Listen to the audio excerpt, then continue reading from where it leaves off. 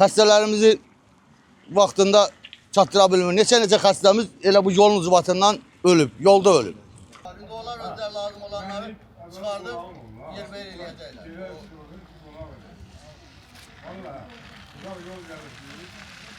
Bizə şərait qarazlıqlar bu cəmaatın əlində.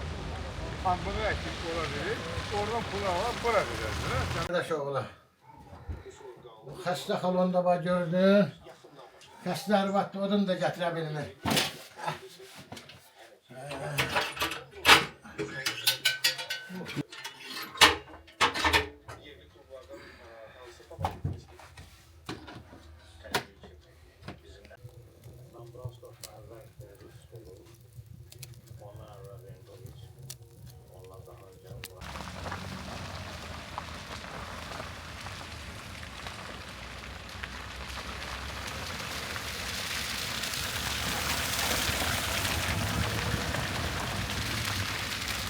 Buyur. Sabirabad rayon Moranlı kənd vətəndaşı Təhməzov Elnur. Çətinliklərimiz bizim çoxdur. Çətinliklərdən elə bu qızdırıcı istilik haqqında da problemlərimiz var. Yəni ki, başqa rayonlardan bizə odun gətirirlər. Odunun metrəsini 27-30 manata alırıq. İndi vətəndaş evin qızdırmalıdır da. Körpəsi olan var, qocası olan var. Limit qoyulub 25 manat. Azərişıq limiti qoyub 25 manat. Vətəndaş 5 gün o 25 manatı yandırıb qutarır. Sonra borc yığışır olur 30 manat, 40 manat, 100 manat, 200 manata gelib çıxır.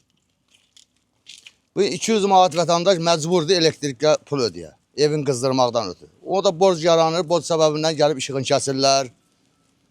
Karta pul vurmaq istəyirlər. Smart kartlardır, oxutmaqdan ötürü, sayğacı oxutdurmaqdan ötürü pul vururlar. Pulu vurmağa poçt altı bazar bağlanır, bayram günləri bağlanır. Vətəndaş məcbur olur 25 kilometr yol gedir ki, milyon aparat tapsın bir dənə. Orada kartına 15 manat pul vursun. 20 manat da əlavə pul xərcləyir.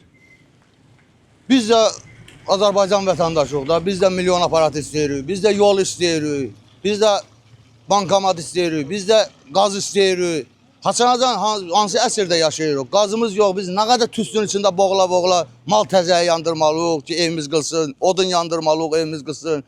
Gəlsin bu məmurlar da baxsın bizim yolumuza, yaşayışımıza, ya bu kəndi buradan çıxardaq olun, buradan çıxıb gedəlim bizə yol qırağı bir yer versinlər, yaşayış olsun. Bu körpümüz də önləri çəkdiniz, işıqlandırdınız, gördünüz. Çıxışlarımız da məhv gündədir, ya körpülərimiz də yoxdur, yolumuz da yoxdur. Hansı əsrdə yaşamağımızı burada çox insan bilmir. Savadsız qalmışıq, xəstələrimizi vaxtında çatdıra bilmir. Neçə xəstəmiz elə bu yolun ucbatından ölüb, yolda ölüb. Hamilə qadınlar var, azad olmaq üçün vaxtında xəstəxanalara çatdırmaq olmur.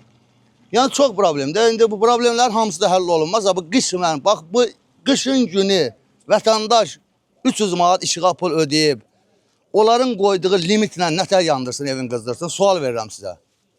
Və nətər yandırsın, qaz yox, evdə qızmalıdır, şaxta da düşüb 5%, məsələn, neçə faizdə şaxtadır, hava soyuqdur, özü görürsünüz. Qar, qiyamət, heç olmasa buna çarə qılsınlar, ya bu millətə limiti azaltsınlar, limiti çoxaltsınlar, nətər eləyirlər, özləri bilirlər. Ya işığı havayı versinlər, elektriki millətə havayı versinlər, qazla əmələ gəlirsə qazı versinlər. Yoxsa bir şərait qursunlar da ən azından şeyləri cəmaata çatdırın, millətə görsün də yaşayışın. Bu yaşayış deyil. Oduna pul verdi. Niyə verməli? Hə, tamam.